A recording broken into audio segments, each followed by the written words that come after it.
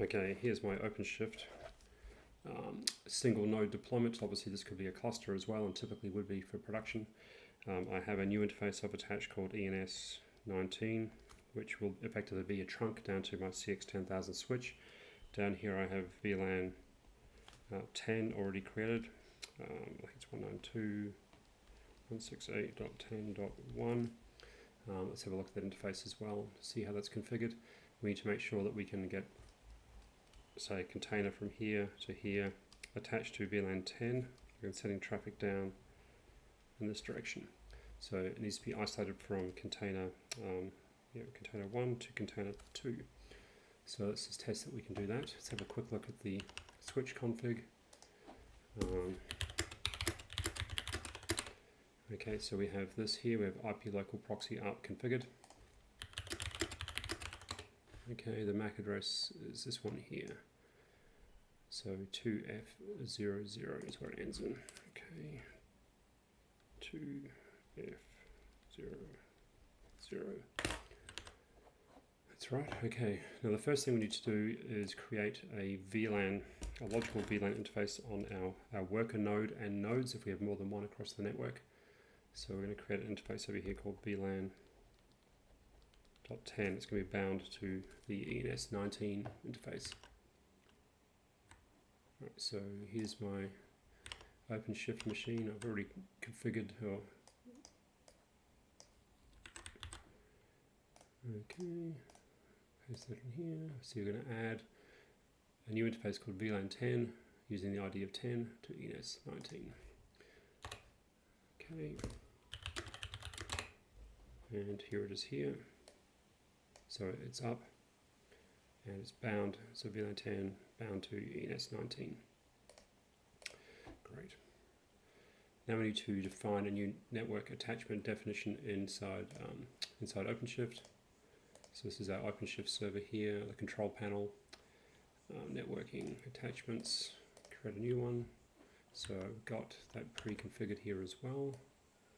So the YAML definition is going to create a new instance called VLAN, isolation VLAN 10. Importantly, it is type MACVLAN mode private. This ensures that containers and VMs cannot communicate directly to each other, and it's going to bind that to our newly created VLAN.10 interface. It will also allocate addresses as well. So let's take this definition here as well, and copy that and paste it in here.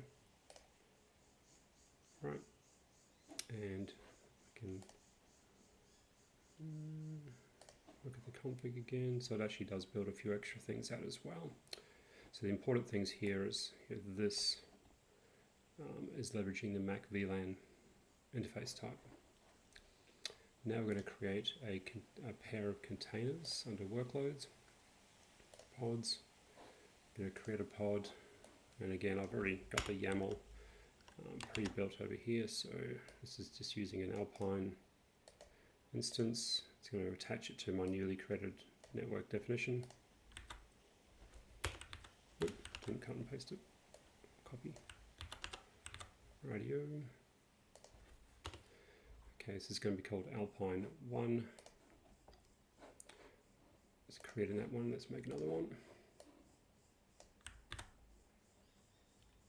Alpine 2. Okay, it's in the defaults. Alpine 2, they're both running. Okay, good.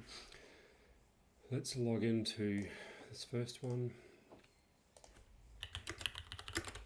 Okay, so it's been allocated an address here, 25.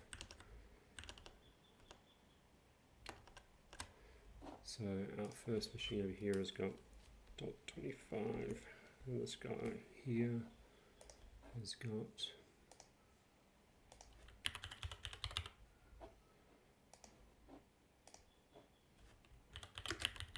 probably 26 it is. Okay.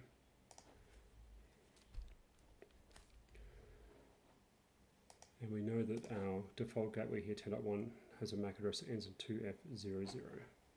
So let's ping that first.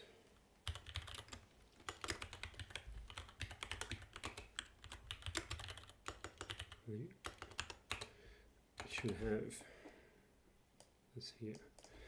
Now I'm going to ping .25. Okay. See, the first ARP response is quite slow as it waits for the CX switch to do a proxy ARP. Okay. And we see the same MAC address for both. So this is sitting on the same hypervisor platform on the same network, but it's been steered up through the upstream switch. So I can add a couple more pods as well if we want to. Just keep adding these.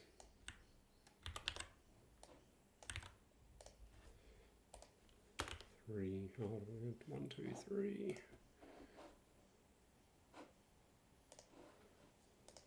This will work just the same for VMs as well.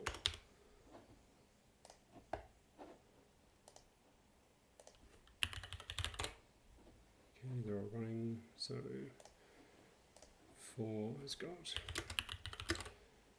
Okay.